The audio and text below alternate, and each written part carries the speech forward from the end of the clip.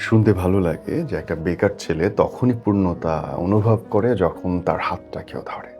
যখন তার ২ পয়সা নাই, তখন তার পকেটে ভালোবাসার চিঠি। কিন্তু বিশ্বাস করেন, এটা হয় না। সবসময় মেয়েরা প্রেমে পড়ে সাতরাজার ধনওয়ালা কোনো ছেলের। তাদের স্বপ্নে সবসময় আসে পঙ্খিরাজে চেপে কোনো রাজপুত্র। আজ পর্যন্ত শুনছেন কোনো মেয়ে বলতেছে, জানিস আমি আজকে স্বপ্ন দেখছি একজন সিএনজি ড্রাইভার এসে আমাকে নিয়ে গেছে? কোনদিন শুনছেন কোনো মেয়ে বলতেছে আমি স্বপ্ন দেখছি একটা রিক্সাওয়ালা ঘরে আমি গেছি ঘর করতে? শোনেন নাই। নারীর ভালোবাসা এবং অর্থ খুব একটা আরেকটার সঙ্গে জড়িত।